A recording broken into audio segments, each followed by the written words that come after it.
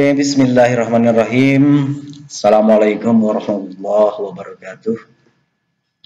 Selamat siang anak-anakku sekalian. Selamat bergabung sekali lagi di SMA Al-Islam Kota Bandung.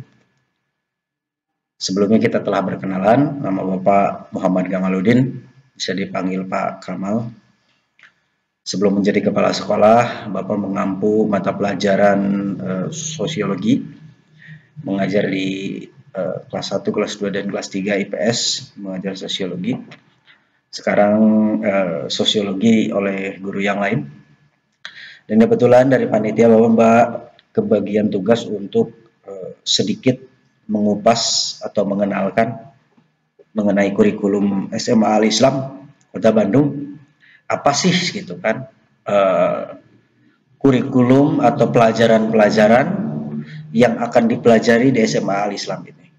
Apakah sama dengan ketika di SMP, sama ketika di SD, atau bagaimana? Nah, nanti Bapak akan perkenalkan satu demi satu, tahap demi tahap, agar kita sedikit memiliki gambaran, memiliki wawasan dan pengetahuan mengenai langkah-langkah apa saja yang perlu kalian tempuh untuk nanti ke depannya dalam menentukan apakah saya itu bisa masuk menjadi peserta didik di program ilmu pengetahuan sosial atau program ilmu pengetahuan alam, begitu.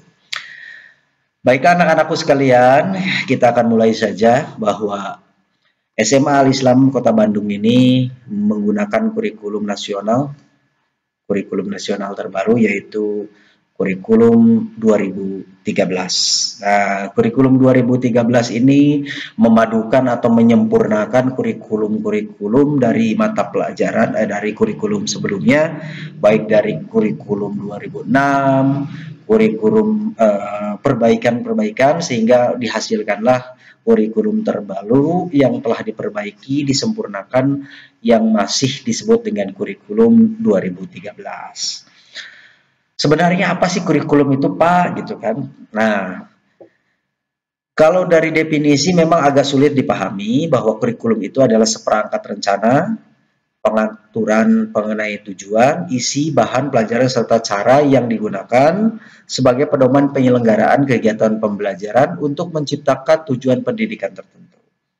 Nah, salah satunya bahwa kurikulum ini dipakai sebagai dasar atau acuan bagi sekolah dalam menentukan formulasi yang tepat gitu kan untuk membentuk peserta didiknya di sekolah tersebut dengan tujuan yang sama, yaitu tujuan kurikulum nasional. Begitu anak-anak sekalian. Maka dari itu di SMA Al-Islam muatan kurikulumnya itu meliputi kompetensi inti dan sejumlah kompetensi dasar yang dirumuskan dalam mata pelajaran yang keluasan dan kedalamannya merupakan beban belajar peserta didik. Mata pelajaran beserta alokasi waktu dari kelas 10, kelas 11, kelas 12 untuk tahun pelajaran 2001-2022 itu tetap kita mengacu kepada Peraturan Menteri Pendidikan dan Kebudayaan Nomor 21 Tahun 2016 tentang standar isi pendidikan dasar dan menengah. Begitu anak-anakku sekalian. Nah, waktu peminatan dan lintas minat untuk kelas 10 kurikulum 2013 antara lain untuk penentuan peminatan dan lintas minat dilaksanakan pada saat pengenalan lingkungan sekolah melalui nilai SKHUN atau SHUN dan minat peserta didik yang diketahui dan disetujui oleh orang tua siswa. Selain itu, panitia PLS itu diharapkan melakukan tes potensi akademik untuk mengetahui potensi-potensi yang dimiliki oleh peserta didik baru. Jadi nanti kalian di akhir pengenalan lingkungan sekolah atau masa pengenalan lingkungan sekolah akan ada tes khusus untuk mengetahui potensi yang dimiliki oleh kalian.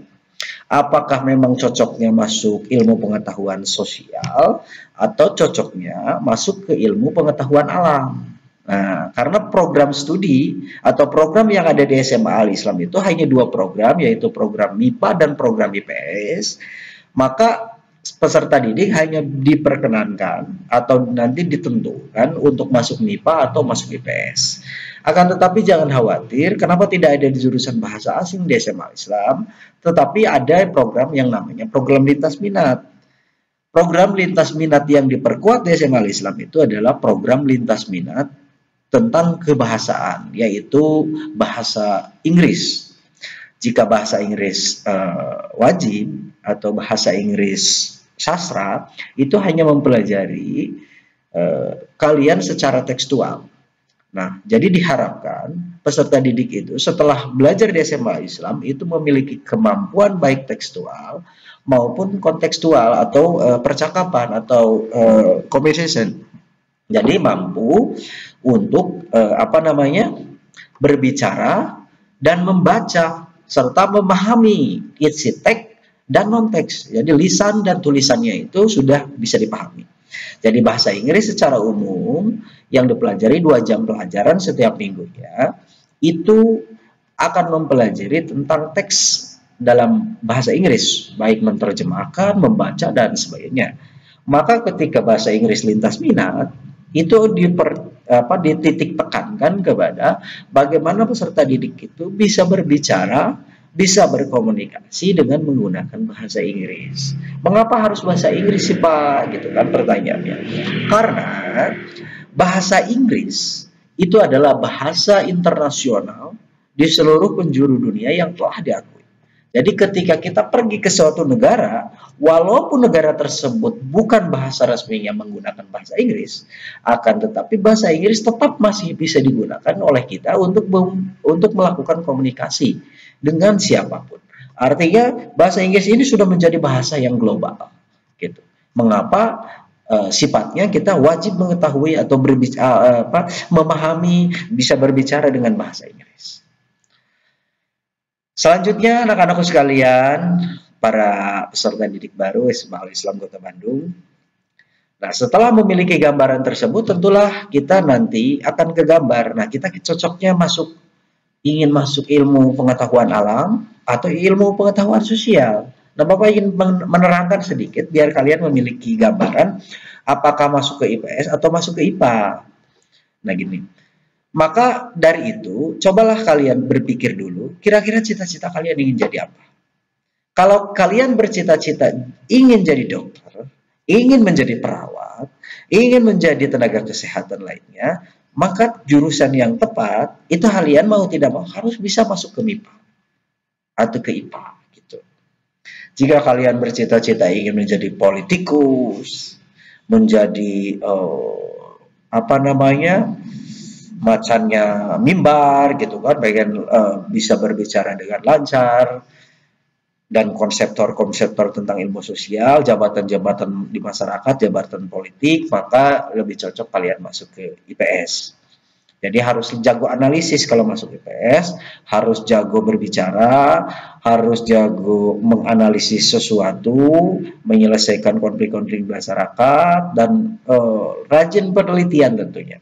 Karena kunci dari IPS itu adalah penelitian dan hasilnya bisa dipublikasikan. Nah, lain konteksnya dengan IPA. Kalau IPA mempelajari segala sesuatu yang telah diteliti biasanya. Boleh diteliti ulang atau dan sebagainya. Makanya silakan kalian tentukan apakah masuk ke ilmu pengetahuan alam, matematika, dan atau masuk ke peminatan ilmu pengetahuan sosial. Nah, nanti di akhir PLS, panitia akan mengadakan respondensi akademik, apakah kalian cocok masuk IPA atau masuk IPS. Adapun jumlah peserta didik di setiap rombongan belajar atau setiap kelas itu berjumlah maksimal 36 orang.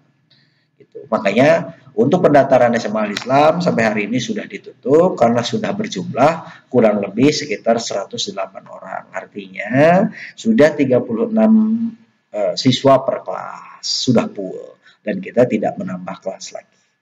Begitu anak-anakku sekalian. Pak, kapan sih masuk ke sekolah SMA Al-Islam mulai memiliki program studi? Jadi mulai semester 1, ketika kalian daftar, ketika kalian mulai sekolah, di semester 1 di kelas 10, itu kalian sudah langsung memiliki program studi. Beda dengan zaman Bapak dulu. Zaman Bapak dulu itu sekitar tahun 2001, 9998 lah.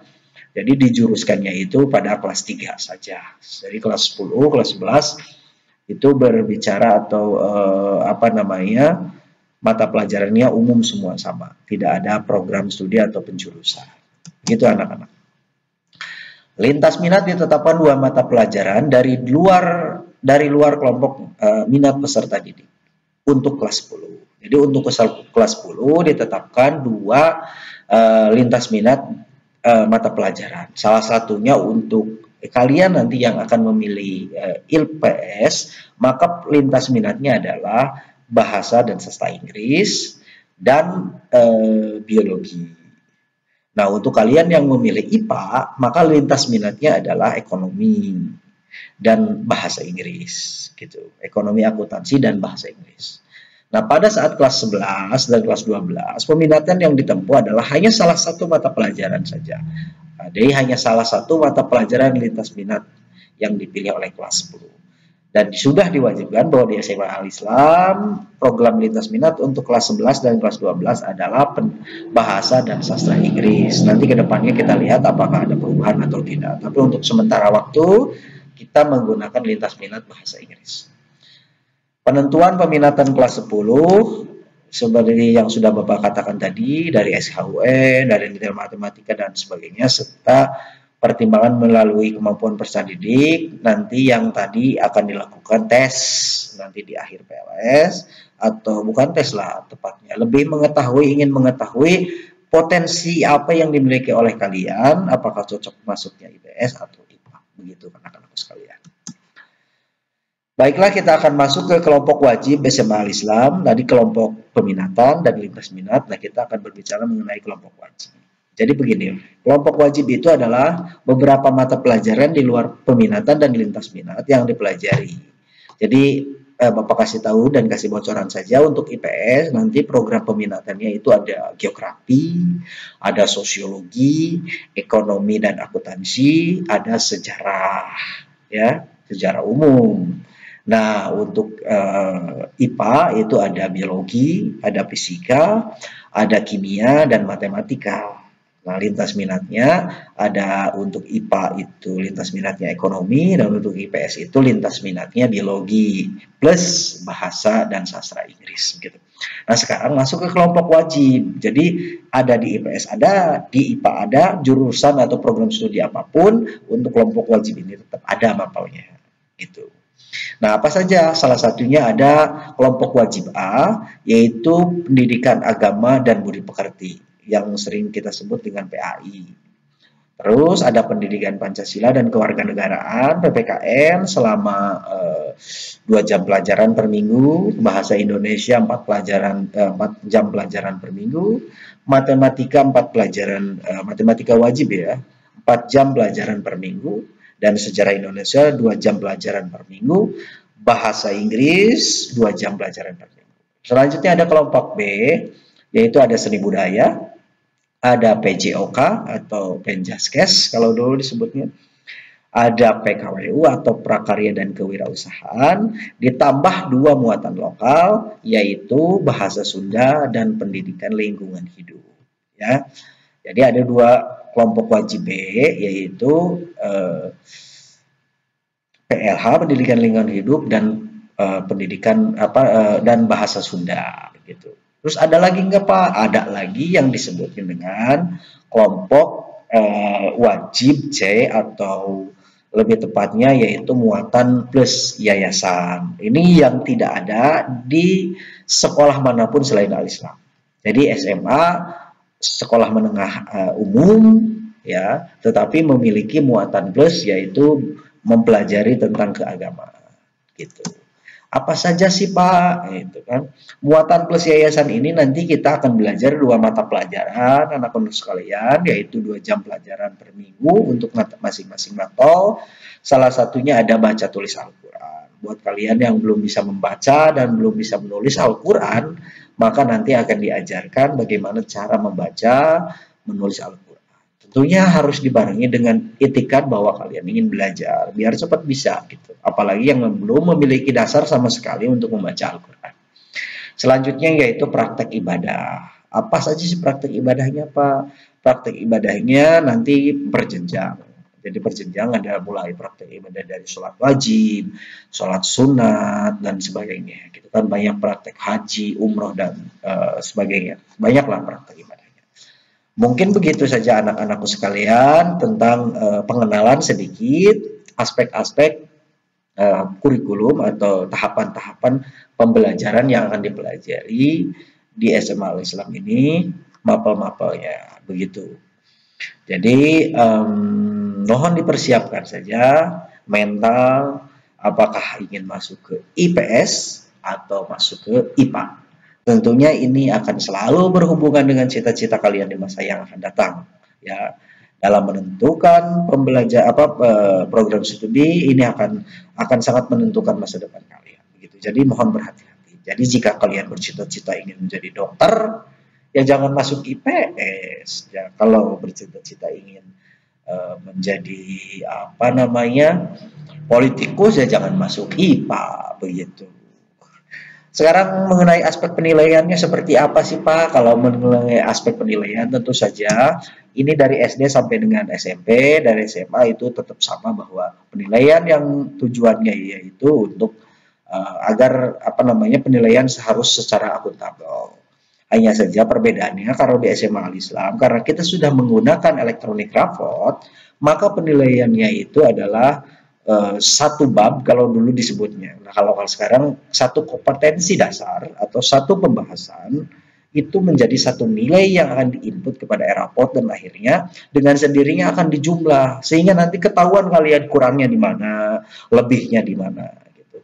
Jadi sangat akuntabel. Maka ketika kalian tidak ikut satu hari pembelajaran saja, maka akan ketahuan bahwa kalian akan kurang dalam nilai tersebut. Jadi beda dengan masa lalu, dengan zaman dulu, bahwa penilaian itu hanya penilaian akhir saja. Nah, kalau hari ini, di kurikulum 2013 itu, bahwa penilaiannya itu bertahap dan berjenjang. Artinya bertahap bagaimana Pak? Bertahap per bab. Jadi nanti harian, nilai hariannya diinput, nilai KD-nya diinput, nilai ujian tengah semesternya diinput, nilai akhirnya diinput, dijumlahkan sendiri oleh aplikasi tersebut dan nanti akan keluar hasil daripada akhir atau nilai akhir yang akan diinput atau dihasilkan oleh rapot tersebut. Jadi satu kesalahan saja yang kalian lakukan ini bisa berakibat fatal terhadap nilai yang akan kita peroleh, yang akan kalian peroleh di nilai akhir rapot tersebut gitu. Tentunya di dalam struktur kurikulum yang SMA ini tetap saja bahwa bobotnya 80% tetap berdasarkan pengetahuan dan 20% adalah aspek karakter pada kurikulum 2013 ini. Memang diintegrasikan dengan pendidikan karakter sebelumnya yang telah direncanakan oleh pemerintah sebelum terbentuk kurikulum ini. Nah, jadi ada dari aspek bukan hanya aspek pengetahuan yang dinilai, tapi aspek sikap, aspek perilaku, aspek karakter gitu kan, aspek toleransi dan sebagainya itu dinilai. Jadi tidak hanya satu aspek saja, tetapi seluruh aspek itu dinilai menjadi satu kesatuan, sehingga nilai yang dihasilkan menjadi nilai yang sangat akuntabel dan dapat dipertanggungjawabkan oleh guru. Nah, selanjutnya selain aspek pengetahuan, tentu ada aspek keterampilan. Tujuannya untuk meningkatkan keterampilan siswa dalam membuat, melaksanakan, dan mengerjakan suatu soal atau proyek, ya, sehingga siswa dapat terlatih sifat ilmiah dan karakter yang merujuk pada aspek keterampilan. Salah satunya aspek keterampilan ini dapat berupa keterampilan pengerjaan soal, keterampilan pengerjaan dan pelaksanaan proyek, keterampilan membuat teks, keterampilan membuat makalah, keterampilan dalam menjawab soal lisan, dan sebagainya. Dan hal-hal demikian itu akan menjadi satu kesatuan dalam nilai keterampilan. Begitu anak-anak sekalian. Aspek penilaian sikap perilaku merupakan aspek penilaian dengan menilai sikap dan perilaku peserta didik selama proses pembelajaran. Seperti yang sudah Bapak katakan tadi di muka, bahwa yang dinilai bukan hanya aspek keterampilan dan pengetahuan saja, tetapi sikap, akhlak itu akan menjadi penilaian yang tidak terpisahkan daripada kurikulum 2013 ini, anak-anak sekalian. Baiklah anak-anakku sekalian, tahap demi tahap telah selesai. Artinya Bapak sudah menyampaikan sekilas saja. Nanti yang dalamnya oleh guru disampaikan di kelas mengenai tahapan-tahapan atau mapel-mapel per mapel-mapelnya di kelas kalian masing-masing. Jadi tetap optimis, tetap semangat walaupun kita belajar online, tapi tentu tidak menghilangkan semangat kita untuk terus belajar. Ya, mari kita berdoa kepada Allah Subhanahu Wa Taala, semoga pandemi ini segera berlalu sehingga kita bisa segera tatap muka, bisa segera masuk sekolah. Ya, kita berdoa kepada Allah, semoga segalanya dimudahkan. Semoga kita segera bertemu, bertatap muka di SMA Al-Islam. Mungkin segitu saja yang ingin Bapak sampaikan. Mohon maaf apabila salah-salah kata. Wabillahi taufiq wal hidayah. Wassalamualaikum warahmatullahi wabarakatuh. Semangat.